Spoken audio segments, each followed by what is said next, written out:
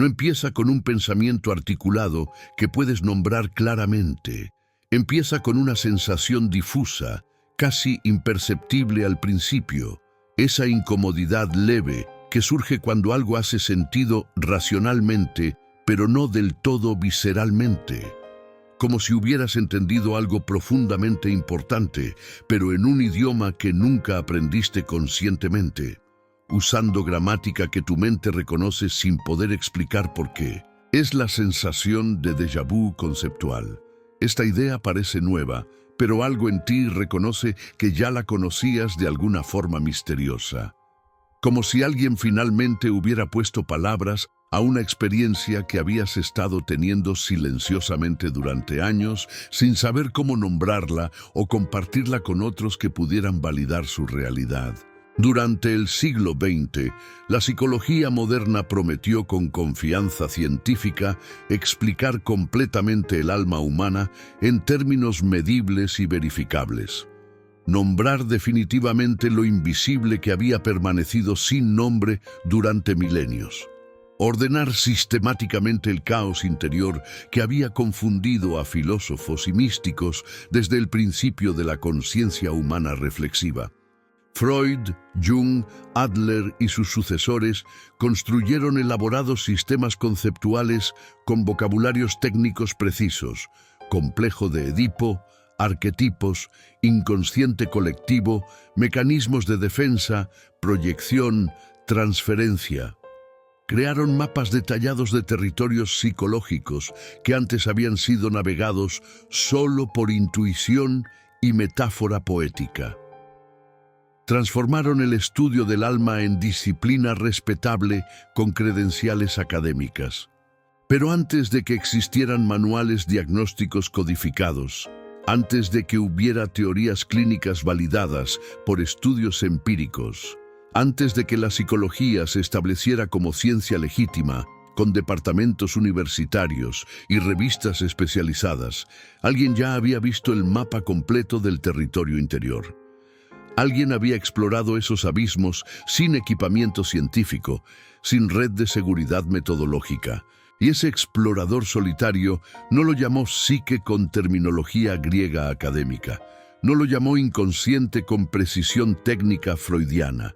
No lo organizó en estructuras conceptuales que pudieran ser enseñadas en aulas universitarias. Lo llamó simplemente vida en su manifestación más cruda y sin filtrar. Friedrich Nietzsche había cartografiado el territorio interior décadas antes de que la psicología existiera como disciplina formal. Había descrito fuerzas que operan bajo la conciencia, había identificado mecanismos de autoengaño, había analizado cómo la cultura moldea la psique, pero lo hizo en lenguaje de filósofo-poeta en lugar de científico, usando martillos metafóricos en lugar de instrumentos de medición. La pregunta inquietante que emerge cuando yuxtaponemos a Nietzsche con los fundadores de la psicología moderna es esta. ¿Descubrió realmente la psicología nuevos territorios del alma humana o simplemente tradujo al lenguaje científico respetable lo que Nietzsche había visto con claridad devastadora, pero expresado en forma que la academia no podía aceptar fácilmente? Friedrich Nietzsche no observó la mente humana desde posición externa de investigador objetivo que estudia fenómenos desde distancia segura. No adoptó pose de científico neutral que examina especímenes bajo microscopio sin involucrarse emocionalmente. La vivió desde dentro con intensidad que eventualmente lo consumiría completamente, experimentando en su propia psique las fuerzas que describía en sus escritos filosóficos. No quiso clasificar impulsos en categorías ordenadas para propósitos académicos. No buscó crear taxonomía sistemática de estados mentales que pudiera ser enseñada en universidades. Quiso entender algo mucho más fundamental y perturbador. ¿Por qué deseamos exactamente lo que deseamos? ¿De dónde vienen realmente nuestros anhelos más profundos? ¿Qué fuerzas invisibles moldean la dirección de nuestra voluntad? Para Nietzsche, el ser humano no es racional por naturaleza como habían proclamado siglos de filosofía iluminista. no es primariamente pensador lógico que organiza experiencias según principios racionales universales. Es fundamentalmente interpretativo, constantemente dando significado a experiencias que no tienen significado inherente. Es profundamente simbólico, viviendo en mundo de significados construidos en lugar de hechos brutos, impulsado por fuerzas subterráneas que no se anuncian con claridad, pero que gobiernan decisiones que creemos tomar conscientemente. Energías vitales que operan bajo el umbral de conciencia, moldeando pensamientos que atribuimos a razón pura, dirigiendo acciones que imaginamos elegir libremente. La conciencia, para Nietzsche, era superficie engañosa sobre profundidades que raramente reconocemos. La moral que organiza nuestros juicios sobre bien y mal, la verdad que buscamos con tanta dedicación, la identidad que defendemos como si fuera esencia inmutable, incluso la idea fundamental de yo, como unidad coherente que persiste a través del tiempo. Ninguna de estas cosas, que parecen tan sólidas y objetivas, son descubrimientos de hechos preexistentes en la estructura del universo. Son creaciones históricas contingentes, productos de procesos culturales específicos, invenciones humanas que se olvidaron de sí mismas como invenciones y se transformaron en lo que parecen verdades eternas reveladas. Fueron construidas colectivamente a través de siglos de negociación cultural, solidificadas por repetición constante, transmitidas como si fueran naturales e inevitables, cuando en realidad son profundamente artificiales. Nietzsche no tradujo la mente humana al lenguaje técnico que la hiciera comprensible para comunidad académica. No creó modelos conceptuales que pudieran ser aplicados clínicamente para ayudar a pacientes que sufrían. La desnudó brutalmente, arrancó todas las capas de autoengaño reconfortante, expuso los mecanismos mediante los cuales nos mentimos a nosotros mismos sobre quiénes somos y por qué hacemos lo que hacemos. Su método no era científico en sentido convencional de seguir protocolos establecidos para generar conocimiento verificable. Era genealógico. Rastreaba orígenes históricos de ideas que se presentaban como eternas. Revelaba funciones ocultas de valores que se proclamaban objetivos. Desmantelaba construcciones culturales que se habían naturalizado hasta parecer parte de la estructura fundamental de la realidad.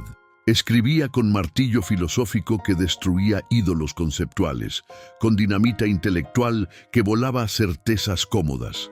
Su estilo no era el de tratado académico ordenado, sino el de profeta salvaje que gritaba verdades que nadie quería escuchar. Usaba aforismos que penetraban como cuchillos, metáforas que iluminaban como relámpagos, paradojas que forzaban al lector a pensar en lugar de simplemente asentir pasivamente. Lo que Nietzsche vio sobre la psique humana era demasiado radical, demasiado perturbador, demasiado peligroso para ser aceptado directamente por su época. Tuvo que esperar décadas hasta que otros pensadores, equipados con credenciales académicas y metodologías científicas respetables, tradujeran sus insights al lenguaje que la cultura pudiera digerir sin sentirse amenazada en sus fundamentos. Décadas después de que Nietzsche hubiera explorado los territorios más oscuros de la psique humana sin equipamiento metodológico, Carl Gustav Jung se asomó al mismo abismo existencial que había contemplado el filósofo alemán. Pero Jung llegó preparado de manera completamente diferente. Llevó consigo la linterna de formación médica rigurosa y el cuaderno del investigador sistemático entrenado en método científico. Donde Nietzsche había visto voluntad de poder como fuerza fundamental que impulsa toda existencia humana, Jung vio arquetipos universales que estructuran la psique colectiva. Tomó esa intuición nietzscheana sobre fuerzas que operan bajo la conciencia y la transformó en teoría sistemática sobre patrones psicológicos que se repiten a través de culturas y épocas históricas. Donde Nietzsche hablaba poéticamente de máscaras necesarias que usamos para sobrevivir en sociedad, de roles que interpretamos sin reconocerlos como interpretaciones, Jung habló clínicamente de la persona, esa fachada construida que presentamos al mundo social, ese yo público, cuidadosamente elaborado, que media entre nuestra naturaleza interior caótica y las demandas de la vida colectiva ordenada.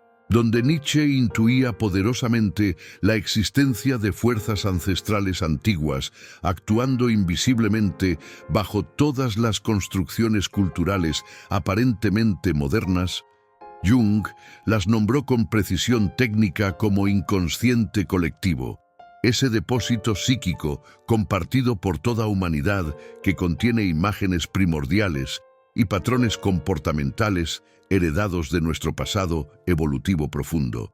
La psicología analítica junguiana no descubrió estas fuerzas psicológicas fundamentales que Nietzsche había identificado con claridad devastadora.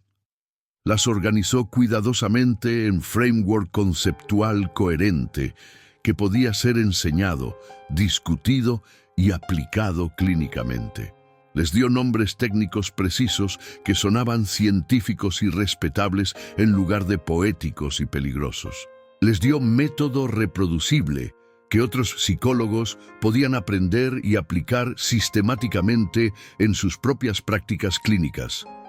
Les dio estructura teórica que conectaba observaciones dispersas en sistema comprensivo que explicaba amplia gama de fenómenos psicológicos, desde sueños hasta síntomas neuróticos, hasta experiencias místicas. Las hizo aceptables para establecimiento académico y médico que había rechazado las provocaciones nietzscheanas como demasiado literarias, demasiado filosóficas, demasiado poco científicas para ser tomadas en serio por profesionales que trataban sufrimiento psicológico real.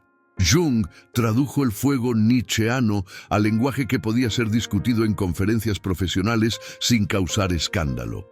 Jung reconocía explícitamente su deuda con Nietzsche en algunos escritos, aunque la relación entre ambos pensadores es compleja y a veces ambivalente.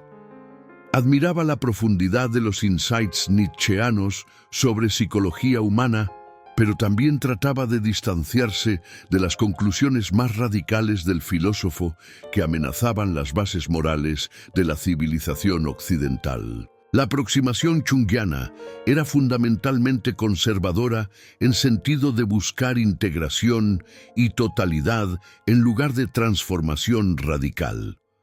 Donde Nietzsche empujaba hacia ruptura con valores establecidos, Jung buscaba reconciliación entre opuestos psicológicos.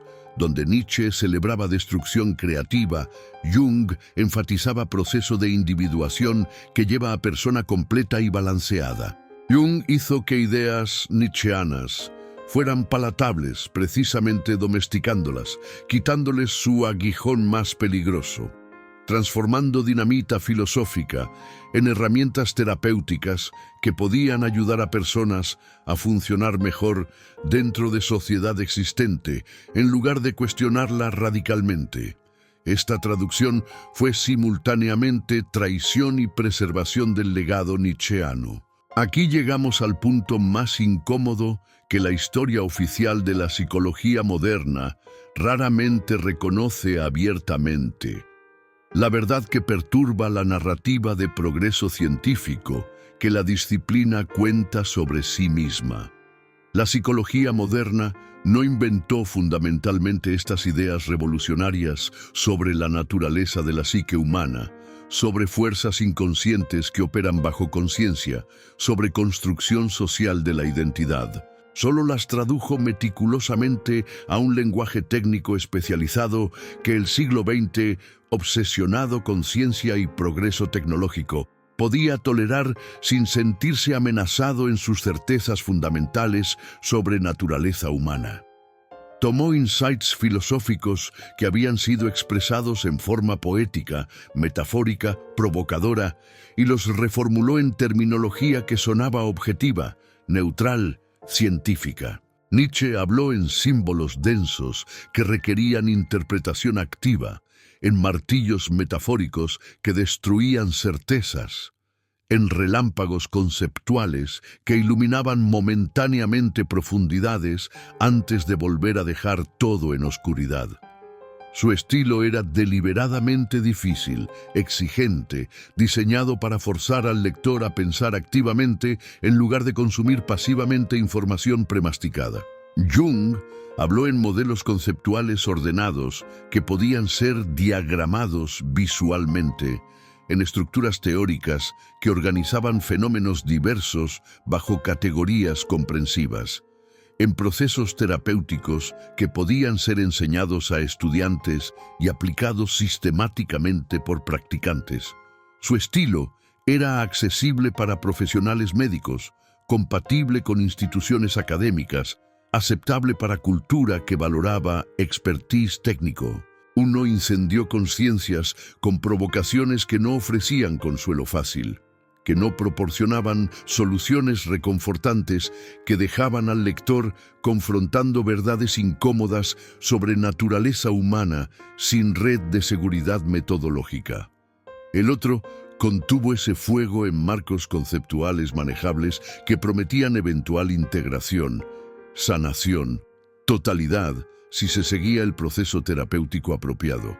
Pero ambos pensadores miraban fundamentalmente el mismo territorio interior, esas fuerzas psicológicas que operan bajo umbral de conciencia, esos patrones que se repiten a través de individuos y culturas, esos conflictos entre diferentes aspectos del ser que crean sufrimiento cuando permanecen inconscientes y no integrados. La diferencia crucial no estaba en qué veían, sino en cómo lo presentaban, en qué hacían con ese conocimiento una vez que lo habían adquirido. Nietzsche usaba sus insights para cuestionar fundamentos de civilización occidental, para provocar reevaluación radical de todos los valores, para empujar hacia transformación cultural masiva que todavía no ha ocurrido completamente. Jung usaba insights similares para ayudar a individuos a funcionar mejor dentro de civilización existente, para encontrar significado dentro de marcos culturales disponibles, para integrar aspectos reprimidos de psique de manera que permitiera vida más completa, pero no necesariamente vida, que cuestionara estructuras sociales fundamentales. Esta diferencia en aplicación revela tensión fundamental en cualquier conocimiento sobre psique humana. ¿Se usa para adaptación o para transformación? ¿Para ayudar a personas a encajar mejor en mundo como es? ¿O para capacitarlas a imaginar y crear mundos alternativos? ¿Para ajuste individual o para crítica cultural? La psicología eligió mayormente la primera opción: adaptación, ajuste, funcionamiento dentro de normas establecidas. Esto la hizo respetable, fundable, institucionalmente viable. Pero también la hizo conservadora en sentido profundo, raramente cuestionando si las normas a las cuales ayuda a personas a adaptarse son en sí mismas problemáticas o incluso patológicas. Toda traducción entre idiomas diferentes pierde inevitablemente algo en el proceso de transferencia. Matices que existen en lengua original no tienen equivalentes precisos en lengua de destino. Resonancias culturales se evaporan cuando palabras cruzan fronteras lingüísticas. El mismo principio opera cuando traduces experiencia viva y filosofía radical a teoría psicológica sistemática. Cuando conviertes experiencia viva, pulsante, caótica en teoría ordenada, con categorías definidas, cuando transformas intuición profunda que emerge de confrontación existencial en concepto técnico que puede ser enseñado en aulas, algo esencial se enfría irreversiblemente. La intensidad disminuye, la urgencia se pierde. Lo que era fuego se convierte en texto sobre fuego. Nietzsche quería despertar a sus lectores de sueño dogmático, sacudirlos violentamente hasta que reconocieran que todo lo que consideraban sólido y objetivo era en realidad construcción histórica contingente. Quería provocar crisis existencial que obligara a cada persona a reevaluar completamente su vida, sus valores, sus suposiciones más fundamentales sobre realidad. Jung quiso integrar aspectos dispersos de psique en totalidad coherente. Ayudar a personas a alcanzar individuación, donde diferentes partes del ser coexisten en armonía relativa en lugar de conflicto destructivo. Quiso sanar fracturas psicológicas que causaban sufrimiento, restaurar funcionamiento que permitiera vida satisfactoria dentro del mundo social existente. Uno empujaba deliberadamente al individuo a romperse, a desintegrarse, a experimentar muerte simbólica de identidad vieja para que pudiera emerger algo radicalmente nuevo desde ruinas. Proceso doloroso, peligroso, sin garantías de éxito, que podía terminar en locura tanto como en transformación creativa. El otro a recomponerse cuidadosamente, a integrar gradualmente, a desarrollar personalidad más completa, pero fundamentalmente estable. La psicología moderna tomó la visión nietzscheana sobre fuerzas inconscientes, sobre construcción de identidad, sobre origen cultural de valores, y la volvió habitable para personas que necesitaban funcionar en sociedad sin volverse locas. La domesticó, le quitó sus aristas más afiladas, la transformó en herramienta que podía ser usada terapéuticamente sin causar daño masivo. Pero también, inevitablemente, la hizo significativamente menos peligrosa, en sentido de menos capaz de provocar transformación cultural radical. La psicología se convirtió en tecnología de ajuste individual en lugar de instrumento de crítica social.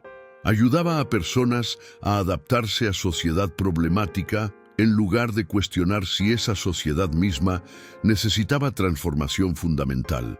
Esta domesticación no fue conspiración consciente, sino consecuencia inevitable de institucionalización.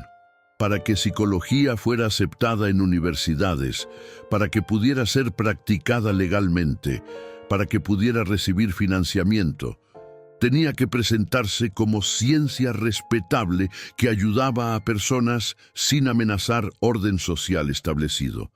Tenía que ser útil sin ser revolucionaria. El precio de esta traducción fue pérdida de filo crítico que había caracterizado insights originales de Nietzsche. Sus observaciones devastadoras sobre cómo moral funciona como control social se convirtieron en teorías neutrales sobre desarrollo del superego. Su crítica radical de construcción de identidad se transformó en modelos descriptivos de formación del yo sin cuestionar las fuerzas sociales que moldean ese proceso. Lo que se ganó fue aplicabilidad práctica, herramientas que psicólogos podían usar para ayudar a personas reales que sufrían síntomas reales. Lo que se perdió fue potencial transformador, capacidad de cuestionar las estructuras sociales mismas que producen muchos de los síntomas que psicología luego trata individualmente. La psicología se volvió tratamiento de síntomas, en lugar de diagnóstico de causas sistémicas. Y ahora, la pregunta que emerge de este encuentro entre filosofía radical y psicología institucionalizada no es meramente histórica o académica. No es cuestión de establecer quién llegó primero o quién merece crédito por qué idea. Es profundamente personal e inmediatamente relevante para cómo eliges relacionarte con tu propia psique, con tu propio sufrimiento, con tus propias posibilidades de transformación. ¿Prefieres entenderte mediante categorías psicológicas establecidas que te explican en términos que otros han desarrollado, o transformarte radicalmente de maneras que podrían llevarte más allá de lo que tu cultura considera normal o saludable? ¿Buscas insight intelectual sobre mecanismos que producen tu comportamiento o experiencia visceral que podría reorganizar fundamentalmente tu relación con la existencia? Nombrar tus sombras con precisión técnica junguiana, identificar tus arquetipos, mapear tu proceso de individuación según modelos establecidos o atravesarlas directamente sin red conceptual de seguridad. Confrontar lo que te aterroriza en ti mismo sin mediación de teoría reconfortante que te asegure que es proceso normal y manejable. Porque tal vez Carl Jung explicó sistemáticamente cómo funciona lo que Friedrich Nietzsche ya había visto con claridad perturbadora pero sin intención de sistematizar. Jung creó modelos comprensivos, desarrolló métodos terapéuticos, ofreció caminos estructurados hacia integración psicológica. Hizo accesible lo que Nietzsche había expresado en forma que excluía a muchos lectores potenciales. Pero Nietzsche preguntó algo que la psicología institucionalizada rara vez se atreve a preguntar con seriedad completa. Algo que amenaza las bases mismas de práctica terapéutica orientada hacia adaptación. Y si no necesitas curarte en sentido de volver a funcionar normalmente dentro de estructuras sociales existentes, sino dejar de obedecer internamente lo que te formó desde fuera. Y si tu sufrimiento no es síntoma de disfunción personal, que requiere tratamiento individual, sino respuesta apropiada a estructuras sociales enfermas que producen sistemáticamente el tipo de alienación, ansiedad y depresión que luego diagnosticas como problemas individuales, y si la sanación real requiere no adaptación, sino rebelión contra fuerzas que moldean la psique hacia conformidad. Esta pregunta abre territorio que la psicología convencional generalmente evita porque es institucionalmente incómodo. ¿Cuánto del sufrimiento que tratamos individualmente es producido socialmente? ¿Cuántas personas diagnosticamos como deprimidas están respondiendo apropiadamente a condiciones de vida que son objetivamente deprimentes? ¿Cuánta ansiedad es patología y cuánta es reconocimiento realista de precariedad existencial? Nietzsche nunca ofreció terapia en sentido de técnicas para sentirse mejor dentro de circunstancias existentes. Ofreció filosofía como martillo que destruye falsas certezas, como dinamita que vuela construcciones culturales que limitan, como medicina amarga que podría matarte o transformarte, pero que definitivamente no te dejará cómodo donde estabas. Esta no es aproximación que pueda ser institucionalizada fácilmente. Jung ofreció proceso terapéutico estructurado que prometía eventual integración, totalidad, individuación. Ofreció mapas del territorio interior que hacían el viaje menos aterrador porque otros ya habían trazado rutas. Ofreció aseguramiento de que conflictos psicológicos que experimentas son normales, que tienen nombres técnicos, que pueden ser resueltos mediante trabajo terapéutico sistemático. La tensión entre estas aproximaciones no puede ser resuelta fácilmente porque representan fundamentalmente diferentes visiones sobre qué significa vivir auténticamente. Es autenticidad encontrar tu lugar único dentro de estructuras colectivas existentes, Jung, o es crear valores completamente nuevos que podrían requerir ruptura con esas estructuras, Nietzsche. Es madurez psicológica, integración de aspectos diversos en personalidad coherente que funciona efectivamente, Jung, o es capacidad de sostener contradicciones sin resolverlas, de vivir sin certezas, de crear significado constantemente, sin cristalizarlo en identidad fija, Nietzsche. Estas no son preguntas que tienen respuestas correctas objetivas, sino elecciones existenciales que cada persona debe hacer. Al final de este encuentro entre el filósofo que vio el abismo sin red de seguridad y el psicólogo que construyó puentes sobre ese mismo abismo, nos encontramos ante dilema que no puede ser resuelto intelectualmente, sino solo vivido existencialmente. La pregunta no es quién tenía razón, Nietzsche o Jung, porque ambos veían aspectos reales de la condición humana desde perspectivas diferentes, con propósitos diferentes. La pregunta real es qué tipo de relación quieres tener con tu propia psique, con tu propio sufrimiento, con tus propias posibilidades no realizadas. Buscas primariamente entendimiento que te explique por qué eres como eres, mediante modelos psicológicos que han sido validados por investigación y práctica clínica. O buscas transformación radical que podría llevarte hacia territorios donde los mapas existentes ya no sirven. La psicología moderna, heredera de Jung más que de Nietzsche, ofrece algo valioso e importante: herramientas conceptuales para comprender mecanismos psicológicos, métodos terapéuticos para aliviar sufrimiento, frameworks para integrar aspectos diversos de personalidad. Ofrece esperanza razonable de que puedes sentirte mejor, funcionar más efectivamente, vivir más satisfactoriamente dentro de mundo como es. Pero al traducir los insights radicales de Nietzsche al lenguaje científico respetable, también perdió algo crucial: el filo crítico que cuestiona las estructuras sociales mismas que producen mucho del sufrimiento que luego tratamos individualmente. La capacidad de preguntarnos si deberíamos estar adaptándonos mejor a una sociedad enferma o trabajando para transformar esa sociedad. Si estas reflexiones sobre la relación compleja entre filosofía radical y psicología institucionalizada han provocado preguntas que van más allá de buscar respuestas reconfortantes en teorías establecidas, suscríbete al canal y activa las notificaciones. En Sueño Vivo, continuamos explorando los territorios donde diferentes formas de conocimiento sobre la psique humana se encuentran, reconociendo que a veces la única manera de vivir auténticamente es primero cuestionar radicalmente incluso las herramientas que usamos para entendernos a nosotros mismos.